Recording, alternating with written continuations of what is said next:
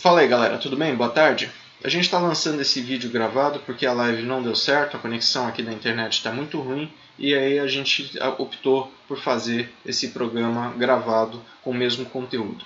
A gente vai debater um pouco aqui a questão do coronavírus e o impacto que o direito constitucional tem em torno dessas determinadas medidas que estão sendo tomadas para poder prevenir ou garantir uma saúde em termos até mundiais.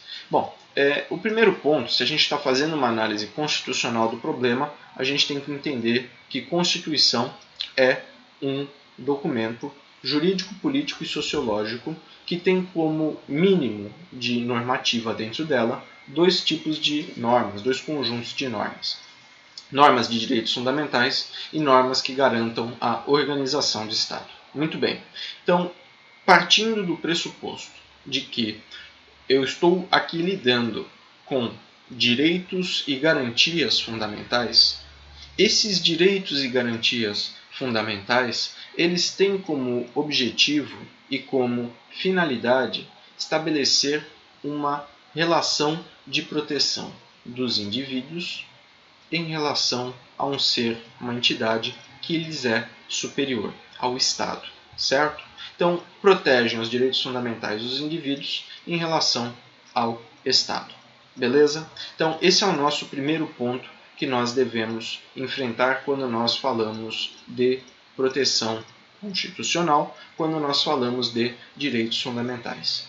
Num conceito assim bastante rápido, para a gente não perder muito tempo em relação a isso, a gente pode definir direitos fundamentais como sendo direitos e garantias constitucionalmente estabelecidos ou firmados ou fixados em nível constitucional equivalente, que tem como um primeiro objetivo, que tem como uma primeira finalidade, justamente proteger os particulares do Estado, mas que hoje também são aplicados nas relações entre particulares, horizontalmente, e tem como objetivo, a finalidade final, a dignidade humana. Todo esse contexto que a gente está apresentando para vocês vai servir para que a gente consiga fazer uma adequada interpretação da norma que nós aí estamos trabalhando e dessas restrições que o coronavírus tem imposto aos governos fazerem para poder garantir aí a saúde pública. Bom, entendi que os direitos fundamentais eles têm nesse seu nascimento uma necessidade de proteção da sociedade em relação ao Estado. E a partir dessa dinâmica, a gente acaba percebendo, dentro daquilo que a história do direito constitucional passou a compreender como sendo as gerações dos direitos fundamentais, a gente acabou percebendo que existem aí, desde mais ou menos a Segunda Guerra Mundial final, nós temos uma forma de se trabalhar com esses direitos fundamentais, agrupando-os naquilo que se chama dimensões ou gerações. O que são dimensões ou gerações dos direitos fundamentais? São conjuntos de normas da Constituição, conjunto de direitos fundamentais da Constituição, que têm aí algumas características em comum e vão demandar do Estado uma determinada postura. Num primeiro momento, numa primeira geração de direitos fundamentais, que são chamados direitos individuais, essa postura estatal é uma postura negativa. O Estado não pode interferir nos direitos fundamentais. Ele garante justamente que os direitos fundamentais sejam respeitados se ele não ataca os direitos individuais do seu povo, dos seus administrados. São chamados direitos negativos. Okay? Então, dentro dessa primeira visualização dos direitos fundamentais, nós temos, portanto, essa consolidação, essa conscientização de que, dentro desse espectro mais liberalista, o Estado ele se abstém de atingir, de acionar aí o seu particular. Num segundo momento, numa segunda geração ou dimensão de direitos fundamentais, nós temos uma postura não mais negativa, mas ao contrário, positiva por parte do Estado. o Estado passa a se responsabilizar por agir, por fazer. Não mais por não fazer, mas por agir, por fazer. São os direitos positivos, são os direitos sociais, são os direitos de segunda geração. Em um terceiro momento, nós temos ainda direitos transindividuais, que vão corresponder aí a uma postura do Estado de agir, de proteger junto com a sociedade. E vejam, não é só para a sociedade, mas é um dever compartilhado do Estado e da sociedade de agir a pequenos grupos de pessoas, pequenos ou grandes grupos de pessoas, que não são nem tão pequenas em relação a um indivíduo e nem tão grandes enquanto sociedade como um todo. São pessoas agrupadas por características incomuns. Esses são os direitos de terceira geração. Mas hoje a gente não está para falar nem dos direitos de segunda, muito menos os direitos de terceira geração. A gente vai comentar um pouco dos direitos de primeira geração. Para que a gente consiga fazer uma adequada interpretação da Constituição, a gente também tem que ter em mente alguns pressupostos. Primeiro pressuposto que eu tenho que ter em mente: eu não tenho como falar em nenhum direito absoluto, ok? Não existem direitos absolutos, esse é o meu primeiro pressuposto. Segundo pressuposto, para que a gente consiga fazer uma correta interpretação constitucional. Então, além de eu falar que eu não tenho direitos absolutos, os direitos fundamentais, na ordem constitucional, eles não estão acima de nenhum outro. Toda norma da Constituição originária, ela está no mesmo patamar. Tá? Não existem direitos absolutos, mesmo os direitos fundamentais não estão acima de outros, eles estão no mesmo patamar. Terceiro pressuposto: quando nós falamos de direitos fundamentais, os bens jurídicos tutelados por esses direitos fundamentais, eles também não guardam, a princípio, um parâmetro de diferença de peso um em relação ao outro. Então, em tese, não há diferença entre a liberdade ou a vida, entre a propriedade ou a igualdade. A Constituição ela não firmou essa diferença, certo? E por mais difícil que isso seja de compreender, por mais difícil que isso seja de atribuir e de verificar, a gente acaba percebendo que nesse documento aqui do nosso lado, que é a nossa Constituição Federal, este daqui do lado, ele não existe, não transfere, não transmuta em momento algum um escalonamento de importância de direitos. E esse escalonamento, na verdade, ele vai se dar a partir da análise da interpretação dos casos concretos. Vai haver, sim, um escalonamento, mas esse escalonamento ele vai só se dar por força de análise de caso concreto. Perfeito?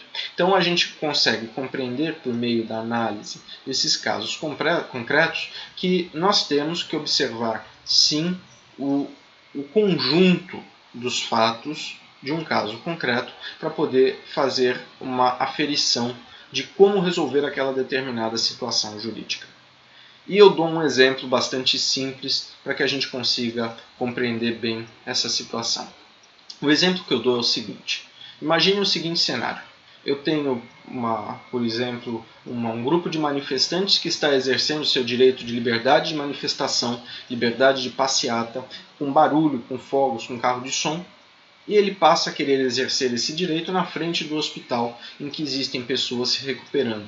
O seu direito à vida, o seu direito à saúde, enfim. Eu tenho direito à vida, direito à saúde de um lado, e do outro lado eu tenho direito à liberdade de manifestação. O que prevalece? Vocês vão dizer, e tendo um senso comum como eu, a vida é mais importante, a saúde é mais importante. Esse senso comum, ele parte da gente e não nem de longe parte desta interpretação constitucional aqui do lado.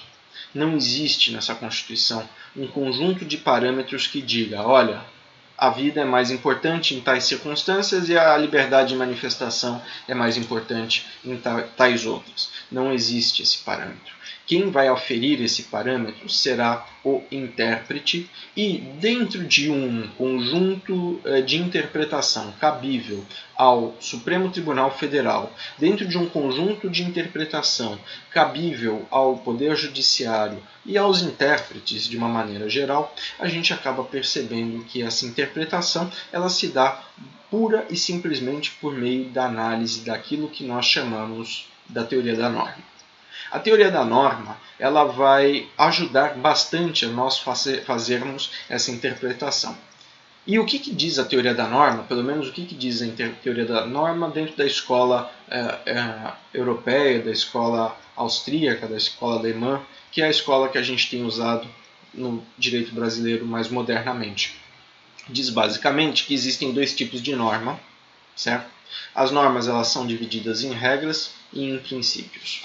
As normas do tipo regras são normas mais restritivas, mais fechadas, e nós temos para cada hipótese de norma abstrata a possibilidade da aplicação de um único caso concreto. E quando ocorre esse perfeito encaixe entre a hipótese abstrata e o caso concreto, nós temos um fenômeno jurídico chamado subsunção ou tipificação. As normas do tipo princípios, elas são mais abertas. E elas permitem ao intérprete transmitir a sua própria carga valorativa da sociedade, enfim, como um todo, para fazer a aferição daquilo que o princípio ele transfigura, que ele transmite. E o que a gente consegue perceber com isso? O princípio, então, por ser mais aberto, ele permite que a gente use de valores que são valores contemporâneos, são valores vivenciados naquele determinado momento na aplicação. O que nós temos que compreender com tudo isso que nós estamos falando a respeito de interpretação constitucional? Regras são binárias. Ou a regra aplica ao caso concreto, ou não aplica. Ou encaixa perfeitamente, ou não encaixa. A questão é a seguinte, que a regra, para que a gente consiga fazer a aplicação da regra, ela está, sem dúvida nenhuma, submetida àquilo que os princípios fixam, aquilo que os princípios estabelecem. Okay? Então, os princípios, as regras são fechadas, mas os princípios eles possuem uma carga valorativa mais aberta. E aí é onde a gente chega no ponto fundamental do nosso bate-papo. Questão do Covid, questão do vírus, que nós temos e com medidas bastante restritivas. Hoje nós estamos passando por um momento em que a administração pública, de uma maneira geral, está tomando uma série de medidas essas que são diretamente atentatórias contra alguns dos princípios mais basilares da dignidade, da liberdade, enfim, ou aparentemente o seriam. Pode? É isso que nós estamos colocando para vocês. Diante de todo esse cenário, diante de toda essa constatação,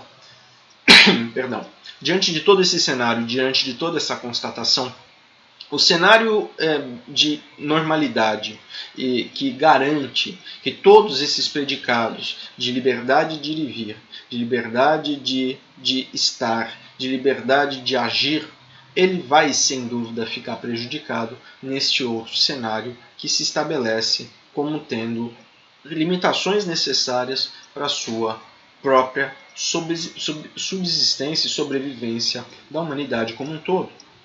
Não estou sendo tão dramático assim, mas a ideia é que dentro da normalidade, o conjunto das normas, de uma maneira geral, constitucional, a normalidade inspira que as normas sejam aplicadas de uma forma.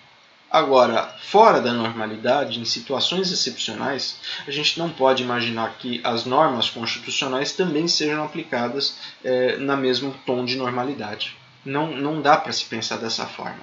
E não dá para se pensar dessa forma voltando à teoria da interpretação.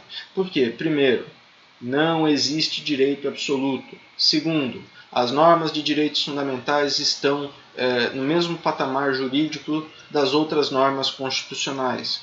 Terceiro, dentro dos direitos fundamentais não existe régua que diz que determinado direito é mais importante do que outro. E quarto, quando nós falamos de princípio, nós falamos de conteúdo de tipo normativo que admite uma interpretação valorativa diante de um caso específico, à luz de valores específicos, atuais, contemporâneos da sociedade. São medidas, portanto, atentatórias? São medidas desgastantes? São. De fato são.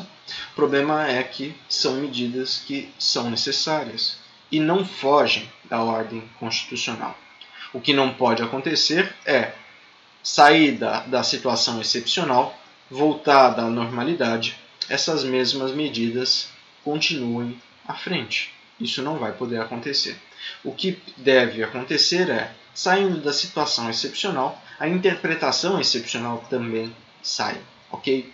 Então, percebam, para que a gente consiga basicamente concluir a esse nosso raciocínio que nós estamos tentando desenvolver com vocês, num vídeo bem mais curtinho, mas o objetivo tentando alcançar aí, a reflexão a par de vocês, é que dentro de todas essas medidas que os governos têm tomado, que o próprio Poder Judiciário tem tomado, por mais restritivas que possam parecer, por mais atentatórias que possam parecer, em relação a esse primeiro conjunto de direitos e garantias fundamentais, que são os direitos individuais, ainda assim são passíveis, são possíveis, são válidas diante desse cenário todo de interpretação das normas constitucionais.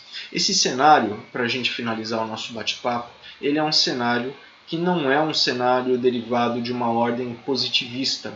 Ele é um cenário pós-positivista, dessa escola do direito denominado pós-positivismo. Esse cenário ele é um cenário alinhado com aquilo que nós chamamos dentro do direito constitucional de neoconstitucionalismo. O pós-positivismo ele impõe uma necessidade de trazer a força dos princípios para a interpretação do texto constitucional, e o neoconstitucionalismo ele alinha esses princípios, alinha esses valores junto com uma força muito grande de órgãos do Poder Judiciário que vão realizar em última instância essa interpretação.